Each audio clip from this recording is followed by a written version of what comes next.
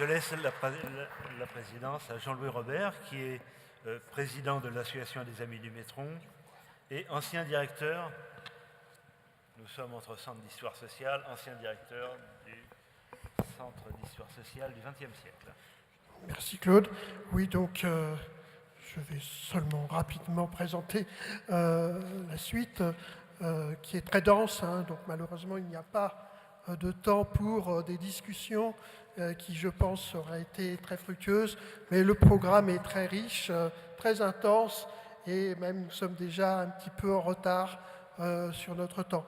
Alors, je ne veux pas donc faire une intervention du tout, simplement rappeler que moi, quand nous avons eu une discussion sur le lieu de cette cérémonie, dans le bureau de notre association des Amis du Métron,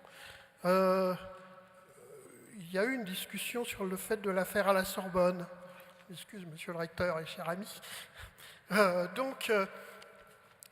Et on peut se demander effectivement si ce lieu était le lieu d'une cérémonie qui marquait la fin et le début d'une période du Métron. Alors moi, je veux simplement dire deux choses justement. D'abord, j'ai eu, je dirais bien, l'honneur en 1975 de succéder sur le poste de l'Université de Paris 1, qui était le poste de Jean Métron. Donc je m'en sens tout à fait comptable et en ce sens, le lien avec le centre d'histoire à l'époque du syndicalisme était tout à fait notable. Et j'y suis venu, je commence à être un des plus anciens, moi j'y suis venu pour la première fois en 1969, à l'époque où il était rue de la Sorbonne, de l'autre côté, dans une petite annexe qui avait été conquise de haute lutte,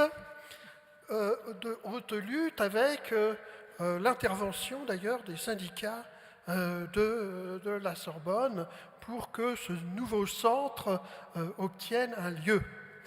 Et quand je suis arrivé en 1975, je ne le savais pas vraiment, mais il y avait déjà Jacques Giraud et aussi Jacques Droz, bien sûr, et d'autres.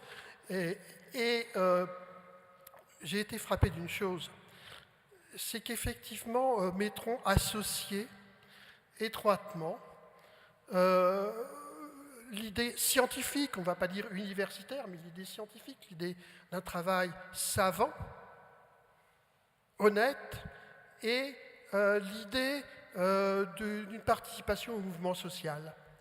C'était étroitement lié chez lui. Cette configuration se retrouvait dans quelque chose de très original, qui était le conseil d'administration du Centre d'histoire du syndicalisme, conseil d'administration, un des rares, de l'université. C'était un centre de l'université, le Centre d'histoire syndicaliste de l'Université Paris 1. C'était un centre qui avait pour originalité d'avoir un conseil d'administration où se trouvaient les quatre principales centrales syndicales, CFDT, CGT, CGT-FO et FEN. Donc, cette idée chez Métron d'un lien étroit entre l'université, la science et le mouvement social en est, me semble-t-il, une preuve.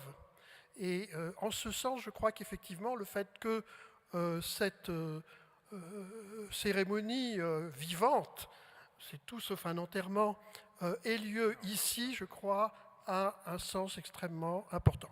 Enfin, souvenir personnel, tout simplement, on a parlé beaucoup de la détermination, de la volonté de Jean Métron. Moi, j'ai souvenir surtout, quand je suis arrivé en 1969 pour faire ma maîtrise dans ce centre, de la chaleur humaine. Voilà, hein, de la chaleur humaine, de la générosité, de l'accueil que Jean Métron m'a apporté à ce moment-là en tout jeune étudiant. Voilà, je passe donc